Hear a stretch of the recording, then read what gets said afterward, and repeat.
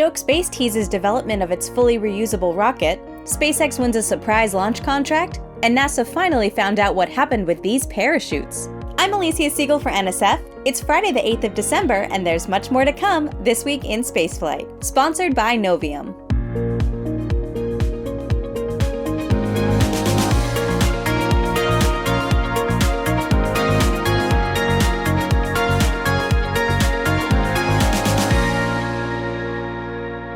The OSIRIS-REx mission has been quite a success, making the US one of the very few countries to have successfully collected samples directly from an asteroid, and the mission was even able to capture a lot more sample than was required, which is great. A number of mechanisms had to work really well during this mission for this to happen, but at the end of the mission, it all came down to its parachutes for the capsule to be able to softly touch down in the Utah desert. But during the NASA livestream, a lot of people were worried that they didn't deploy, as the time for the release of the drogue chute came and went with no chutes to be seen. The capsule kept going down, which made a lot of us nervous, but finally the main parachute popped out and the capsule made it to the ground in one piece. But something to note, it did so earlier than expected, so something had to have happened. Well, this week, NASA announced that it figured out why this happened. According to the agency, it all came down to wrongly routed signals on the parachute systems due to inconsistent wiring label definitions. What this all means is that the signal to cut the drogue parachute was sent at the time that the signal for releasing the drogue parachute was supposed to be sent. It also meant that when it came time to cut the drogue parachute, the drogue was deployed, but by then it had already been cut away, so it was just simply released from the capsule without deploying. Thankfully, this problem didn't happen for the main parachute, and it deployed as expected. So, without the drogue chute, the descent rate of the capsule was faster than intended, and that's why it landed more than a minute earlier than expected. I'm sure this is what Scott Manley would call a case of check ya stagin', as the order of events to deploy the drogue chute was the opposite of what it should have been. Now, in order to confirm that this was the case, NASA will need to make an actual test of these systems on the capsule, but it's currently inside a clean room and won't be able to be released until the sample curation process is finished, so it'll be a while until NASA gets its hands on that hardware. But at least the agency now knows why this happened. Ironically, the next potential sample return mission, the Mars sample return mission, will try to avoid these problems by completely eliminating the need for a parachute, by making the capsule tough enough to survive an impact with the ground at terminal velocity. So like the Genesis mission, but on purpose. Now, before we go into the many launches that have happened this week, here's a freshly shaven Jack with a word from our sponsor. Happy holidays, friends! This video was sponsored by Novium. Novium makes really cool, magnetically hovering pens called, you guessed it, hover pens. Hover pens are a unique and timeless gift for anybody that you care about, or if you feel like treating yourself. To me, weightlessness is probably the coolest thing about spaceflight, and personally, one of the things about spaceflight that I'd most like to experience. With a hover pen, you can put a little bit of space right on your desk. Novium hover pens are inspired by space, and they're a great and artful way to have a little reminder of the coolness of weightlessness right in your workspace. Now, I don't know about you, but I like to have things on my desk and in my workspace that inspire my curiosity and creativity. Give me something to play with when I'm waiting on a video to render or what have you. And most importantly, that make my brain happy, and hover pens do just that. The Interstellar Edition has a tilt of 23.5 degrees, which is reminiscent of the Earth's axis of rotation.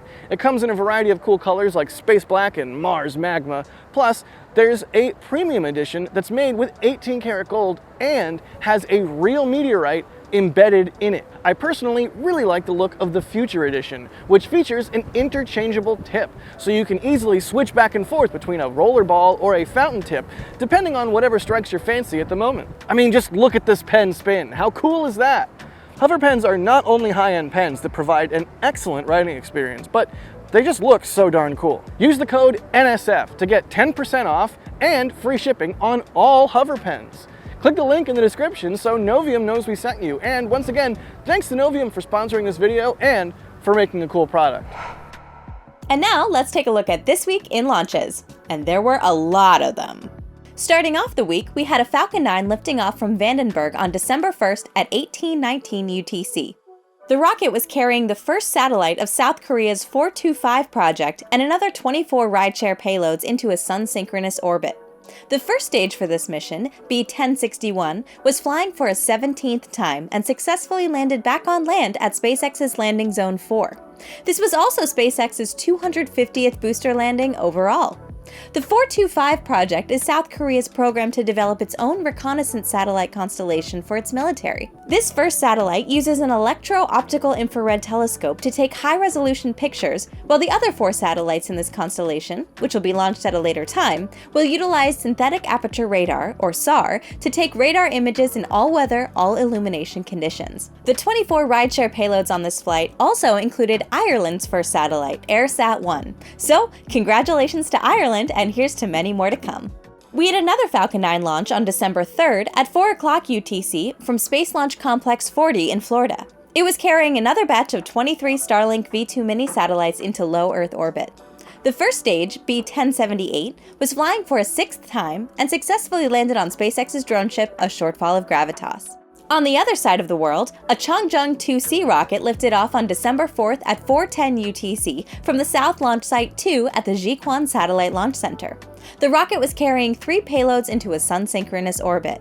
The main payload on this launch was the MisrSat-2 Earth observation satellite for the Egyptian Space Agency. Along for the ride were also the Starpool-02A and O2B remote sensing satellites from Elysia. This week, we also had a surprise orbital launch from South Korea with the country's first rocket designed to support quick response launches. Liftoff occurred on December 4th at 5 o'clock UTC from a sea platform located off the coast of Jeju Island. The experimental rocket was carrying the S-STEP satellite, a small, flat-packed 100-kilogram satellite prototype for Hanwha Aerospace, which is set to demonstrate SAR technologies. This experimental rocket, in its full configuration, should be a 4-stage rocket with the 3 first stages fueled by solid propellants and the upper stage using liquid fuels. For this flight, though, the second stage was omitted and the rocket flew in a 3-stage configuration. It's believed that the full 4-stage configuration should be able to lift up to 250 kilograms into low Earth orbit. The Series 1 rocket returned to flight this week with the mission aptly named We Won't Stop. Liftoff occurred on December 4th at 23:33 UTC from Site 95A at the Jiuquan Satellite Launch Center. It was carrying 2 payloads into sun-synchronous orbit.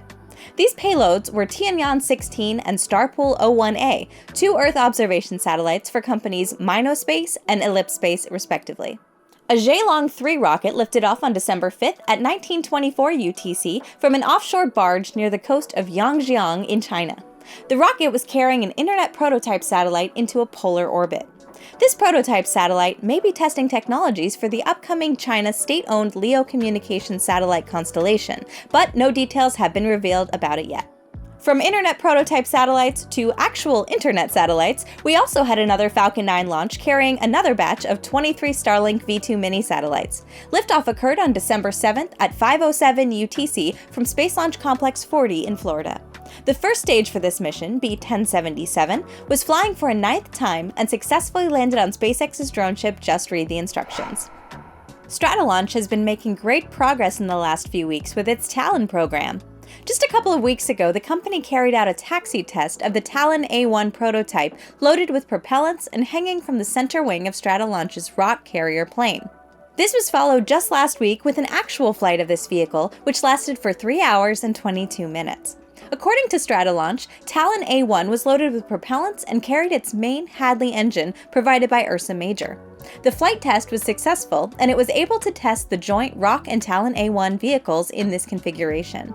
Now, the next step in this program should be actually releasing the Talon and igniting the engine to push it to hypersonic speeds. Hopefully, Stratolaunch is able to show us this in the not-too-distant future.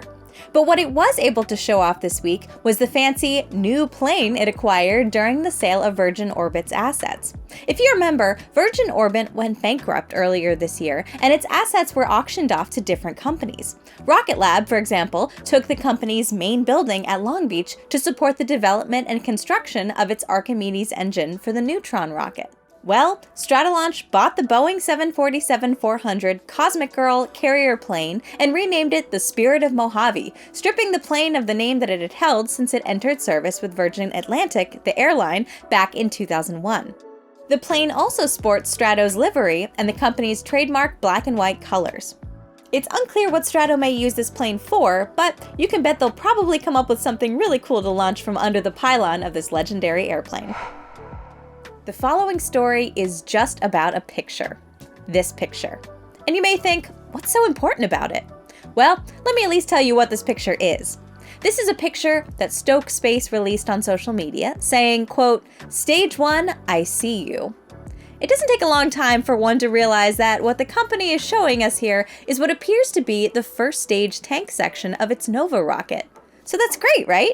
I mean, they finally have a fully built tank section for the rocket, and we may see a lot more interesting stuff coming up. But there's more stuff going on. If you remember, this is set to be a fully reusable rocket, fueled by methane on the first stage and hydrogen on the second stage, with both stages set to be recovered with propulsive landing. In fact, a second stage prototype flew just a few months ago. This first stage is set to be powered by 7 full-flow staged combustion Methalox engines, same cycle as Starship's Raptor engines. And take a look at this. If we zoom in on the image, we can see what appears to be a schematic of this first stage engine on one of the computer screens. It seems like Stoke wanted to show that on purpose. We can see more or less how this engine might be arranged, with its oxidizer and fuel pre-burners feeding a combustion chamber, and we can also see part of the nozzle structure. It's really interesting since the company has yet to unveil or announce that it's tested any complete engine, and frankly, this could be quite a complicated feat for Stoke. The image also shows other things having to do with all of the pipes shown in the foreground. If you look carefully, these appear to be the thrusters for the Hydrolox engine on the upper stage that are attached to its metallic heat shield. It's unclear whether these are new thrusters, the ones used on the prototype flight a few months ago, or whether these are from an even earlier stage of design. But overall, it's really interesting that Stoke was actually showing a lot more in that photo than expected. It's quite a tease for what could be the next fully reusable rocket to be developed after SpaceX's Starship. Stoke, if you're watching, we're waiting for you to release a bunch more pictures in the future. This week we had a surprise announcement from Amazon announcing that it selected SpaceX to launch 3 missions carrying the company's Kuiper internet satellites. This is a surprise because, well, frankly, it seemed like Amazon was avoiding giving out a launch contract to SpaceX. In 2022, the company awarded dozens of launch contracts to launch Kuiper satellites on Arianespace's Ariane 6 rocket, on Blue Origin's New Glenn rocket, and on ULA's Vulcan rocket, which were added to the 9 missions already set to launch on Atlas V via a previous contract. This major contract included all commercial providers of heavy lift launch vehicles in the Western Hemisphere, but didn't include SpaceX. This decision recently made some shareholders sue Amazon for largely avoiding going with a set of rockets, the Falcon rockets, that are cheaper, launch more frequently, and, most importantly, already exist. It could be that this round of contracts is to dissuade and appease these shareholders in light of this lawsuit, but we really don't know. Amazon is also running against the clock as a requirement from the Federal Communications Commission asked the company to launch at least half of its Kuiper constellation before July of 2026, and that's a lot of launches between now and then. According to Amazon, these 3 Falcon 9 flights will be carried out no earlier than the middle of 2025, so that's a few more to be added on top of the dozens of other launches already awarded. Now let's take a quick glimpse at some other stories across space. If you remember from last week, we covered the story about the Hubble Space Telescope going into safe mode once again after a gyroscope started showing some problems. Well, NASA has been analyzing the data and testing the gyroscope, and it concluded that Hubble can continue its operations and that the gyro is once again good to go. Hubble has dodged yet another bullet and will be able to bring us many more dazzling discoveries in the near future. JAXA has announced the landing of its Smart Lander for Investigating Moon, or SLIM. The little lander is set to start its descent to the surface of the moon on January 19th at 1500 UTC, with touchdown planned to occur 20 minutes later. The agency also said that if this date cannot be met, another opportunity would be available on February 16th, so about 1 lunar day later. In the meantime, SLIM is still orbiting the Earth-Moon system, waiting for it to approach the moon and initiate its lunar orbit insertion burn.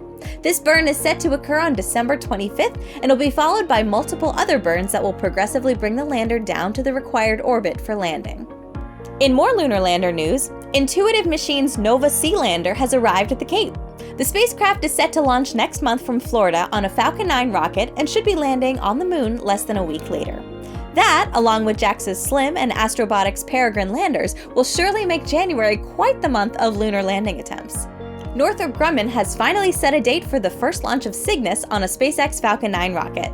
The NG-20 mission is set to occur on January 29th from Space Launch Complex 40, and it should arrive at the station 2 days later on January 31st. This will be the first time a Cygnus spacecraft rides into orbit on board a Falcon 9 rocket, and it'll be interesting to see if there will be late-load cargo capability with Falcon 9. It was present on the Antares 230 Plus rocket via a removable tip on the rocket's fairing, but, well, I guess SpaceX would have to engineer something interesting with Falcon 9. The Cygnus for this flight has also been named SS Patricia Robertson in remembrance and celebration of the life of NASA astronaut Dr. Patricia Robertson, who sadly passed away a year before her scheduled flight to the ISS. And now let's take a look at what's coming up next week in spaceflight. After a slight delay, the third flight of Zhuke 2 is now scheduled to occur within an 82-minute window that opens on December 8th at 23:31 UTC. A Chang Zheng 2D rocket is set to launch next week from the Xichang Satellite Launch Center within a 20-minute window that opens on December 10th at 1:48 UTC. SpaceX's Falcon Heavy is set to perform its fifth and last launch of the year next week with the launch of the USSF-52 mission carrying the X-37B spaceplane. Liftoff is currently set to occur at the beginning of a 10-minute launch window that opens on December 11th at 1:14 UTC. Just a few hours after that, at 4 o'clock UTC, the 4-hour, 31-minute launch window will open for the next Falcon 9 launch from Florida, carrying another batch of Starlinks. After a 2-week delay, the return-to-flight mission for Rocket Lab's Electron rocket is now scheduled to occur within a 2-hour-long window that opens on December 13th at 4 o'clock UTC. Next week, we also have the return of SpaceX's CRS-29 Cargo Dragon from the International Space Station. Undocking from the ISS is currently scheduled to occur on December 14th at 20:05 UTC. Splashdown should occur a few hours later off the coast of Florida. And that's your weekly update of spaceflight news. Thanks to Novium for sponsoring this video. Don't forget to go to the link in the description and use the code NSF to get 10% off and free shipping. We'll see you all again next week to recap this week in spaceflight.